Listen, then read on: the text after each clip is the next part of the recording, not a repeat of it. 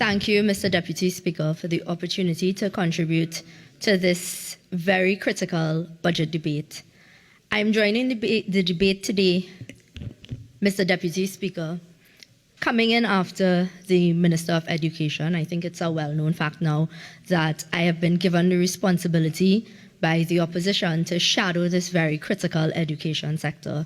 So I am positioned to go into significant details because I think the minister's presentation today is characterized by the shared dissonance that this government has with respect to what is going on with the reality in Trinidad and Tobago.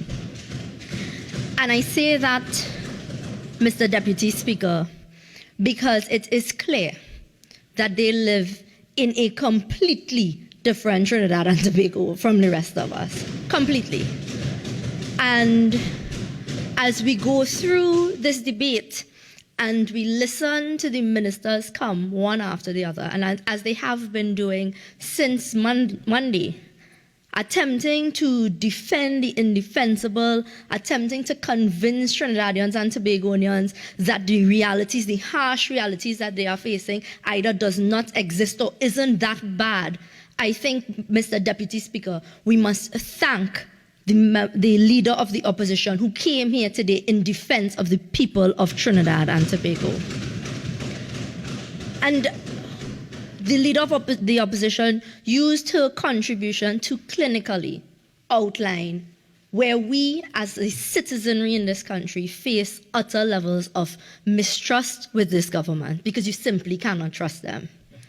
And so I've had the opportunity to not only listen to the contributions here today, but the significant contributions over the past couple of days, and in fact the past few years. And when I say there's a dissonance in the government messaging, what I mean is that what you hear coming from them time and time and time again, and what we know to be happening. I mean, you have no clearer example than when the Minister of Energy turned into Kanye West on CNN and told all of us we live in a good life over here.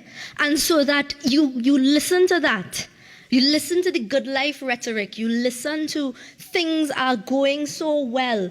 We have to be so grateful. I mean, all they haven't told the population yet is that shut up because we minding all year. Right? Relax all yourself. The government is minding you, the nation. And so when we are being told that we have to be grateful, we have to be so happy with the management, when we are being told that we want everything for nothing, but then we realize that we are getting nothing from the government, I mean, how do you want the population to react? What should be our reaction now? Our reaction now should be to say, good job. In the face of record failures in the education sector, we ought to say, good job. I mean, the self-congratulatory messaging coming from the government, as the opposition leader rightfully said, is not only tone deaf, but it is absolutely insulting to a very discerning population. And as I go into the education sector, one thing struck me, Mr. Deputy Speaker, as I listened to the Minister of Education. I am not sure where between 2010 and 2015 the Minister of Education was, but I'm sure it cannot be in Trinidad and Tobago. I am sure. Because when I am listening to the list of programs that they are intending to pursue, I want to understand, if you were in fact an educator during that time, then you must have known those programs existed between 2010 and 2015. And even if you don't know that they existed, I know for a fact that when you go into a ministry, records are kept. They don't disappear. When you go into the Ministry of Education, what obtained, what happened between 2010 and 2015, the records exist. The systematic dismantling of programs that you are now announcing as new, they exist in the Ministry of Education, so it's just a simple matter of reading. This attempt of revisionist history to pretend that you are solving problems that you have created, we will not accept. We will not accept it. And so I want to start with GATE. I am starting with GATE because I think the messaging here is obscene at this point. It is obscene coming from the government. Minister of Finance on Monday came forward and said, we are expanding the GATE program. The Minister of Education followed that line.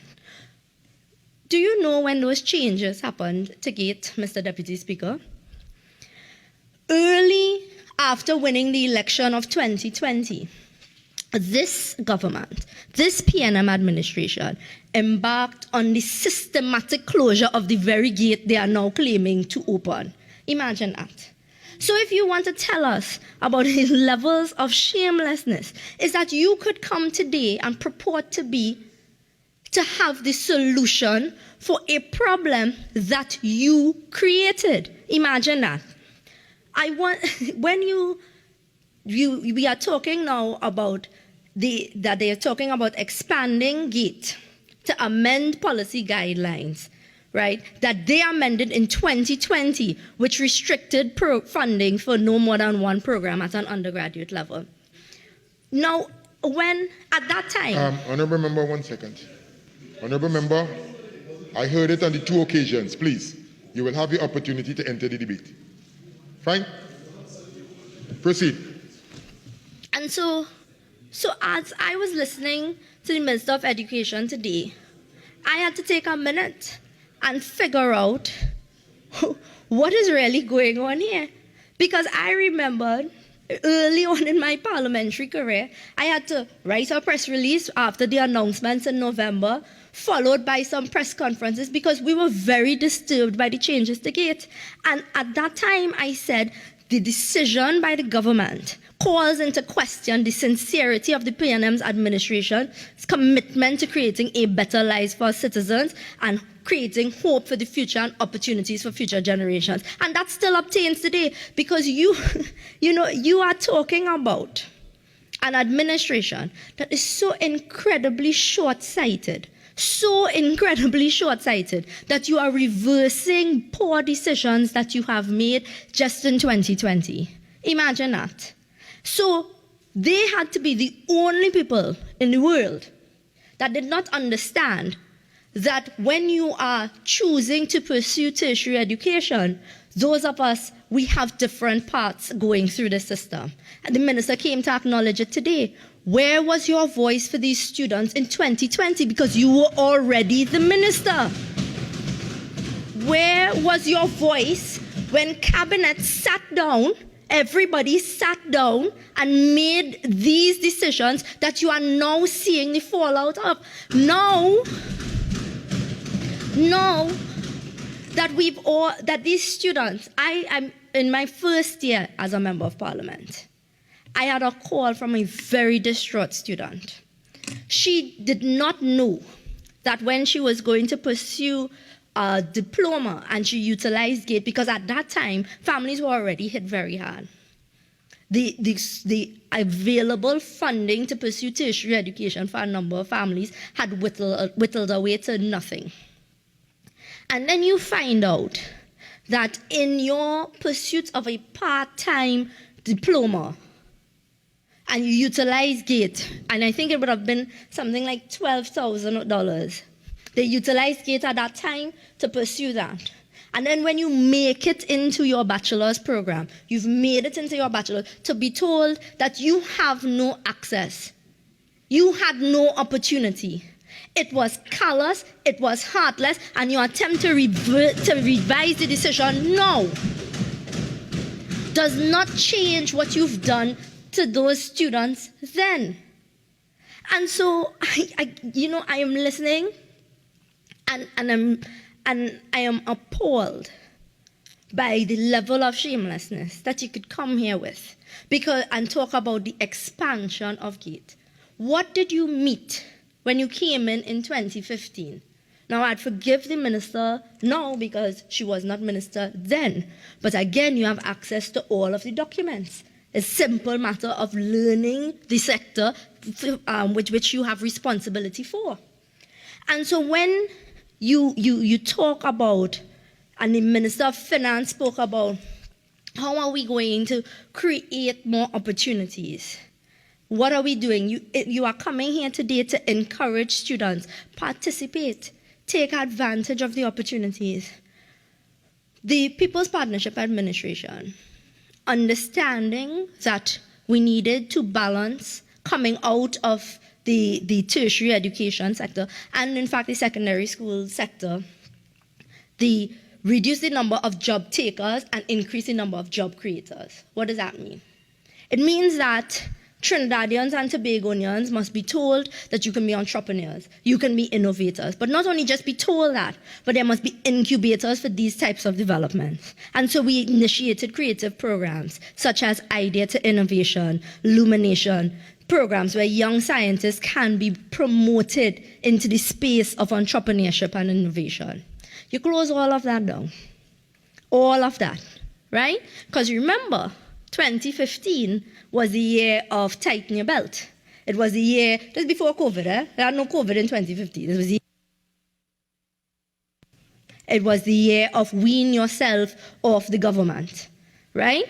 So between 2015 and 2020, citizens, their belts have become so tight, they are starting to suffocate. And now you're telling us we must be grateful. Imagine that. The People's Partnership Administration at that time looked as well outside of just GATE and looked at the higher education loan program, HELP. And this allowed a student revolving loan fund. Now, and I'm raising this now because just this year, I have a concerned parent calling me. Very concerned. Her daughter, very well qualified, did everything right, did everything she ought to do, and got into a postgraduate program. We all know you all close the gate on postgraduate programs, so you have no access to a gate for postgraduate training. Okay? Right. But on top of that, to add insult to injury, the access to the HELP program has also been limited. We've told no one that. Parents are being put in this kind of complete state of runaround. You can't get this, you can't get that. And so the program started, the student is ready to go, cannot attend. Cannot attend. Now this is to access a loan, which they intend to pay back. So this idea of weaning yourself off becomes irrelevant. But you can't access that. And the Minister of Education came here today to tell parents, go ahead, encourage your students, encourage the children, gaslighting the people left, right, and center, selling dreams, telling them it is available when they know, because they are living it every single day. They know it is not available. Do you know, Mr. Deputy Speaker, that when we look at the GATE program again, you know what has been happening? Parents are, so you've applied, you've done your means test. Again, citizens doing everything they could and getting nothing, right? You applied, you put in your paperwork for the means test. You are approved for a certain amount. Lo and behold, the GATE payout is late. Not surprising, right? Because with the level of inefficiency we see here from the government, I cannot imagine that they are overseeing anything in any proper fashion. So your GATE payout is late. So parents wanting their children to be able to register for school on time, etc., you then take a loan. Whether you take a loan from a family member, however you do it, right? You get the money as best as you can to start that semester, just so your child could have the opportunity. When you've done that, whatever rake and scrape you've done to get the money, so you get the payout, and then when you apply for the next year, you're told, you don't qualify.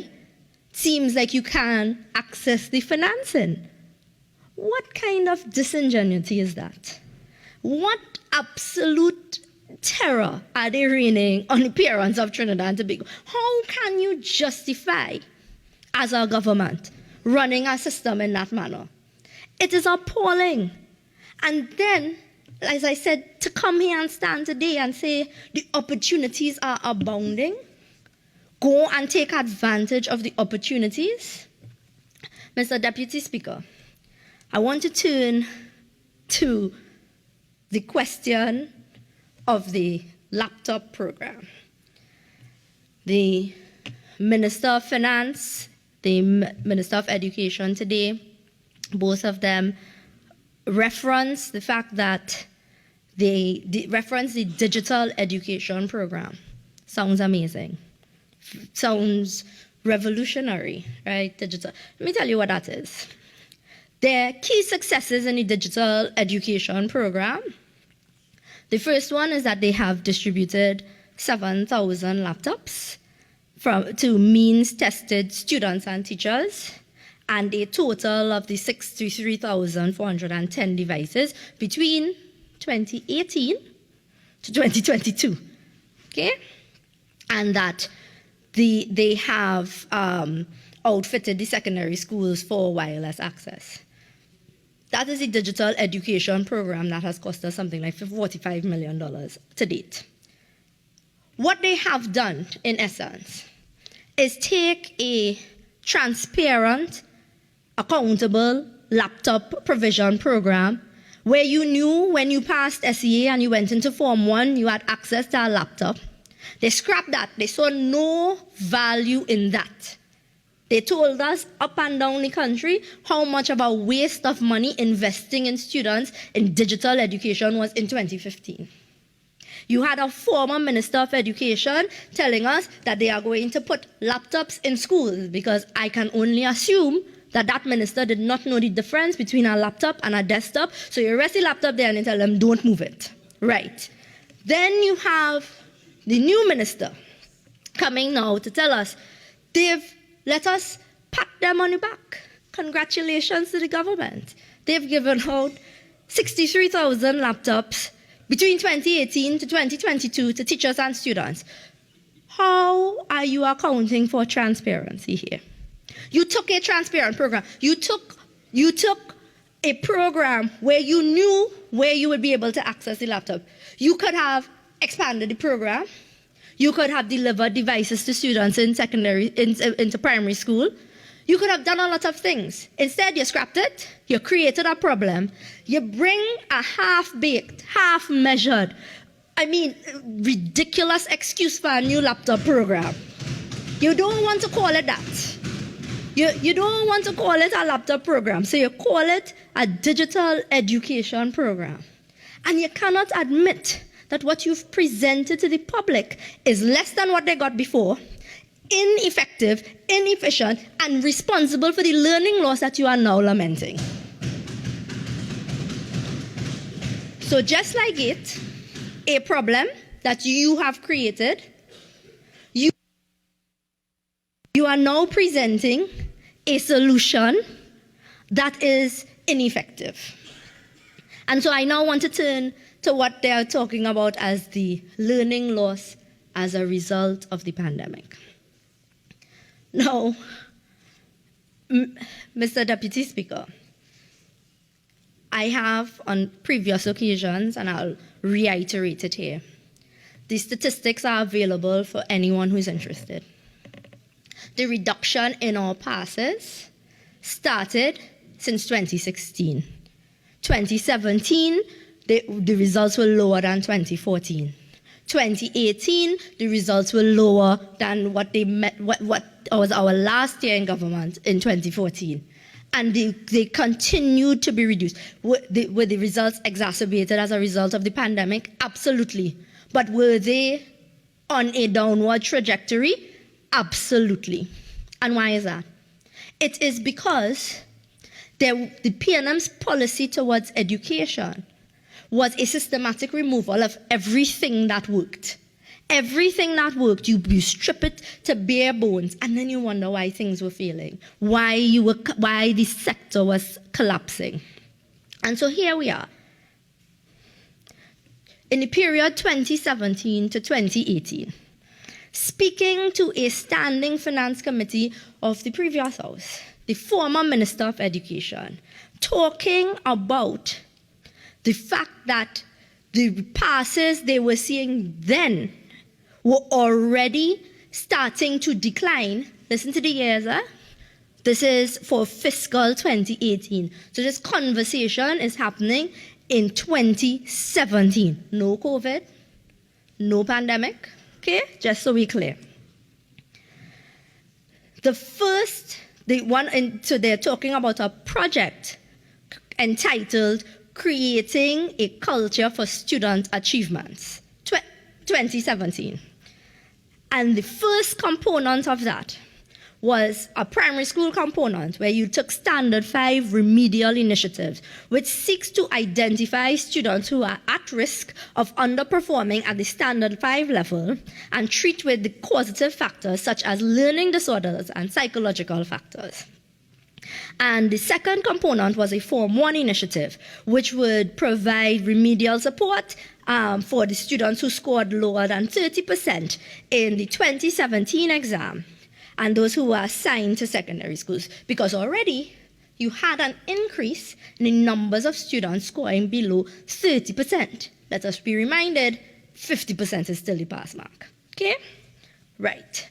So here we have a former minister discussing a remedial program. As it were, it was an exercise in futility then, because you discuss something, you come here, you stand up, you list off all the programs, pat yourself on the back again. Good job. Everybody high fives all around. We're doing a good job. Then you go back to the ministry, you shelve all of that, and our students are left to fend for themselves. Because clearly, that had to have been what happened in 2017.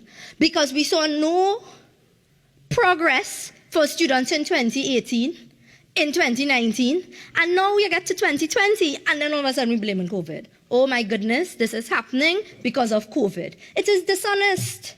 It is absolutely dishonest because it was happening before. And so when you come to the parliament, and now mind you, why I'm able to reference things from 2017 and 2018 under a previous minister is because while we have a new minister, we have the same P&M policy. Yeah? So there is no difference in what the P&M is doing to our education sector. You could change who, if you don't change the policy, you will have no changes in the outcomes. So here we have. Today, I listened to the minister announce happily, Minister of Finance raised it too, that there will be, well, let's ground it in what happened this year. This year, we had a significant number of students not passing the SE exam, not demonstrating the competency required for a secondary education. Let's be very clear about that. This is no laughing matter. It is no joke for our nation. You had the implementation of a vacation revision program. You had a that $10 million was allocated for. You had a vacation revision program that you are telling us in 2 weeks, 2 weeks has elapsed, but you told us that we would get a report on the successes of this program. To date, we do not have that. What we do know is that less than half of the students who were from that 9,000 not passing the exam, less than half access the program. We don't know for how long. We don't know how many students completed. We do not know whether or not the program was indeed a success. We actually won't know now for another 2 years, simply because the exam that you are taking to prove that you've demonstrated competency to access a secondary school education will take place in Form 2. So we are now wait and see. Clear on that? Right. Now, you have told us that a program that we do not know whether or not it has been successful. We know we're spending $10 million. We don't know if it's successful. We don't know if it has been successful. We don't know how those students will perform in the next 2 years. We are going to keep that program for 5 years. Make it make sense, Mr. Deputy Speaker. How are you going to keep a program that you don't know whether or not it's successful? Why are you allocating more money to it if you don't know it is meeting the desired outcomes? And that is why I have had the cause to say, over and over, that what you are facing in the education sector is not a resource problem. So you could come here and say, listen, we are doing so well because we've allocated X billions of dollars to this sector. But what you are facing is not a resource problem. You are facing a competence problem because the persons that you have directing, steering the course are not competent to deal with the problems facing the sector. And that is why we are seeing what we are seeing. I want to tell you now, in the vein of the discussion of the vacation revision program, and why I said from the beginning that what we are experiencing here in this house is an attempt of revising history, pretending that the years 2010 to 2015 did not exist, or whatever good existed was because we had money, and I would just posit it's because we had sense. It's not just dollars and cents, it's just common sense in some of these cases. Actual technical capability to run these institutions that you saw the difference. But there was, in fact, a set of key deliverables on literacy and numeracy that led to significant improvement nationally, which led to the highest academic performance in the history of Trinidad in 2014 in all three exams, SCA, CSEC, and CAPE. They found support for literacy and numeracy with a universal after-school and homework study centers, utilizing a dial-a-teacher program, setting up a toll-free help in math and English language for SEA students, math, English, and integrated science for CSEC students, courtesy of partnership between Ministry of Education and TSTT. That occurred before this government came into power. That occurred before COVID. When I stood up on several different platforms during the pandemic, referenced this program, said, why are you not partnering with TSTT? Why are you not employing different sectors in the arms of the state to create more accessibility, even during the pandemic, when we could not meet, we couldn't congregate, there was no face-to-face. You had things on the books already. The plan has been drafted out that you could have utilized to mitigate against the learning loss. What did they choose to do? They chose to be reactionary. Now we want to hear about homework centers and study centers and vacation revision program after the students have not passed the exam, after they're anticipating reduction in passes in the next year. So that is when I say you cannot be the solution because you are the problem. These are the things that I am talking about.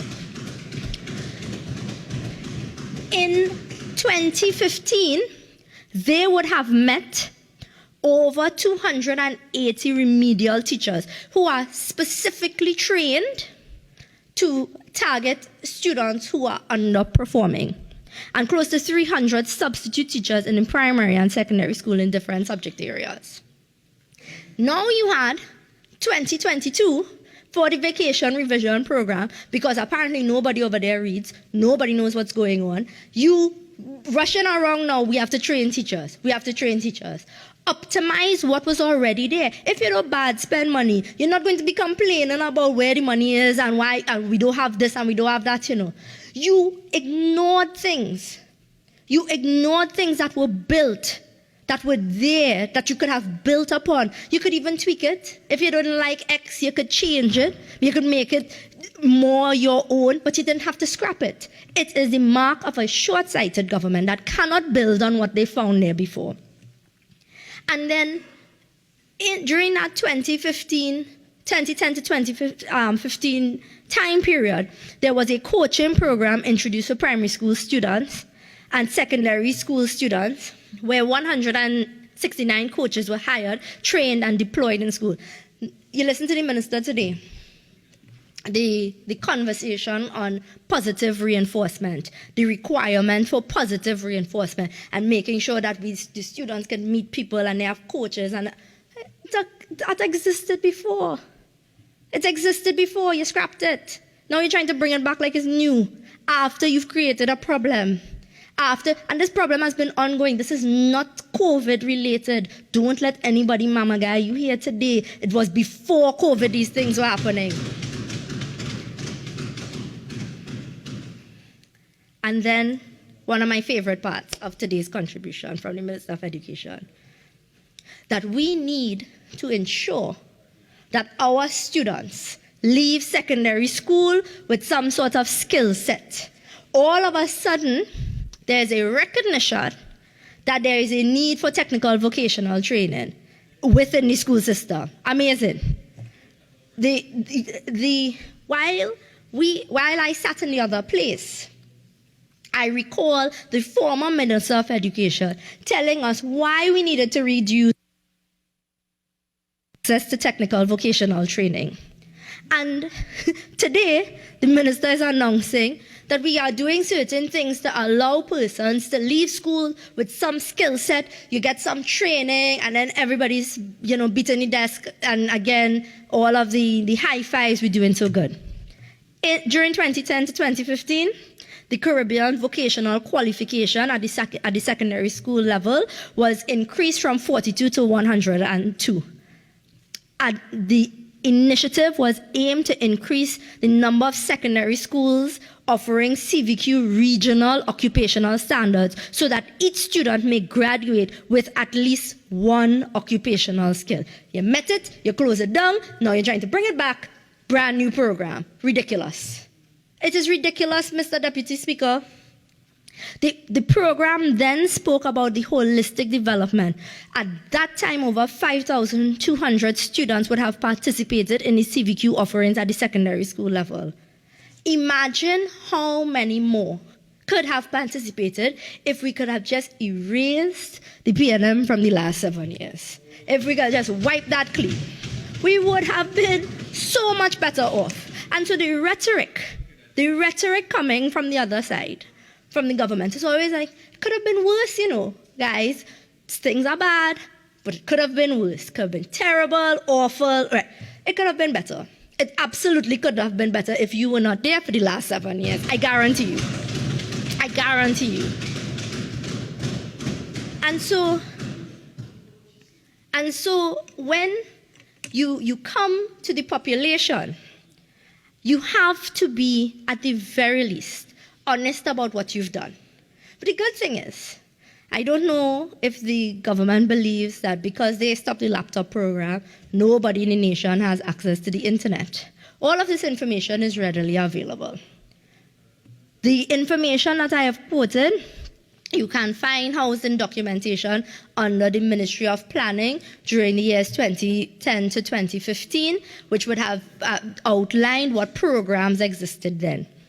You can find the information in terms of what was cut by the government based on their press releases. So that they readily gave us this information.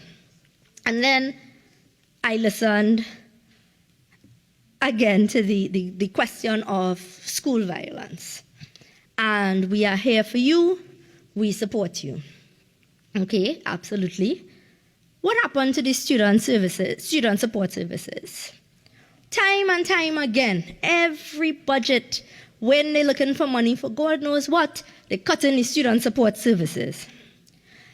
There was a hotline that was launched for the National Student Hotline to provide professional counseling to students with confidentiality.